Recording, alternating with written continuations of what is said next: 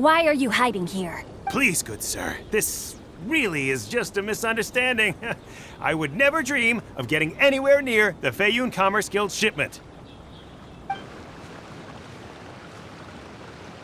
Something's happening over there. Let's go have a look. Oh, the Feiyun Commerce Guild? It must be. Please, save your breath. Restrain this fellow! Tightly now, we mustn't let him get away. Yes, young master. I was sure it was an evil spirit. Turns out it's the treasure hoarders again. Xingqiu and Chongyun! Hello! Well, hello, dear traveler. Our fates cross once again. What brings you here? Excuse me. Please, tell me what is happening here. Ah, yes. Allow me to explain. It so happens that every year during the Lantern Rite, the Feiyun Commerce Guild transports supplies to various villages outside of Liyue Harbor. Family rules stipulate that the supplies must be personally escorted by a family member. Because my older brother went last year, the duties have fallen to me this time around. Oh, so what's Chongyun doing here? Chongyun happened to be visiting, so I cordially invited him to join us for the journey. Oh, I see. But why did Chongyun say he thought there was an evil spirit? I see that you are not familiar with the story of old. It is said that fireworks were once called firecrackers, and were used to ward off evil spirits and the like. In ancient times, Liyue was plagued by evil spirits. As people gathered together to celebrate the annual festival, the yang energy would intensify, and evil spirits were thus attracted to the fringes of the city by the strong scent. Liyue Harbor was under the gracious protection of Rex Lapis, so the spirits dared not enter the city. However, they still lingered near the city gates and pestered the passers-by. In order to drive the spirits away, people made firecrackers and lit them near the city gates. The flashes of light and loud noise successfully drove the spirits whence they came. This festival is now known as the Lantern Rite. It was my intention to travel around to see if there are any malicious spirits lying in wait for passers-by.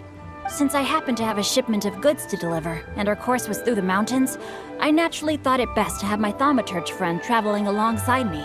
Xingqiu said he learned the story about evil spirits from an ancient text.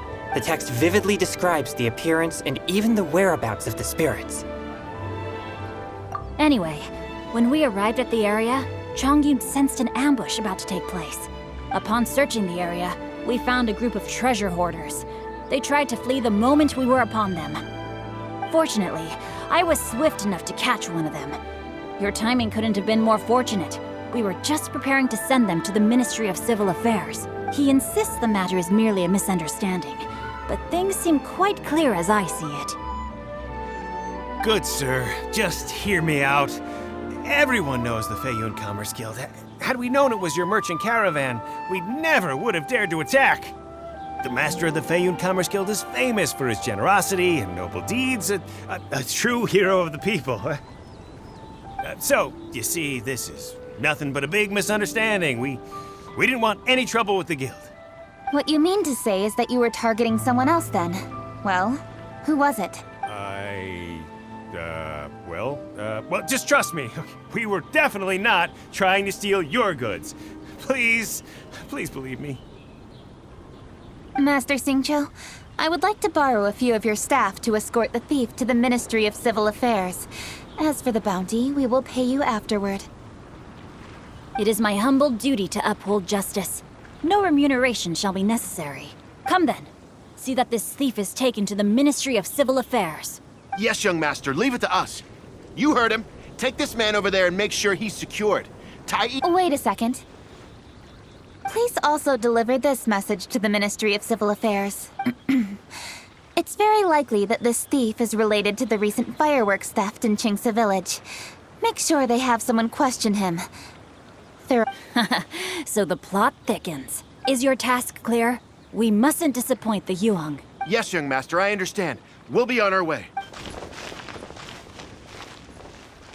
I've heard many good things about you, Master Xingqiu. Thank you for your assistance. I hardly lifted a finger. Think nothing of it. Everyone, My intuition tells me that there could be more than one group of treasure hoarders in this area. More than one group? Oh, you've got quite a keen eye too, Chongyun. During our search, I found scattered sets of footprints differing from those on the road. There may still be other treasure hoarders waiting to ambush passersby. When I was chasing the treasure hoarders earlier, I noticed that they were nearly unarmed and very few in numbers. If they truly intended to ambush the Feiyun Commerce Guild, they must have overestimated themselves. If you ask me, they didn't seem to be staging an ambush, but rather it appeared as if they were waiting for someone. It appears they may be the thief's accomplices. They were probably hiding here to wait for the stolen goods. What exactly are the stolen goods, if I may ask? Taking advantage of the elderly and children. What a loathsome group of criminals. Lady Kuching, don't fret about manpower. Chongyun, let's go lend them a hand in Chingsa village, shall we? Yeah, just leave it to us. We can handle a bunch of thieves. Thank you.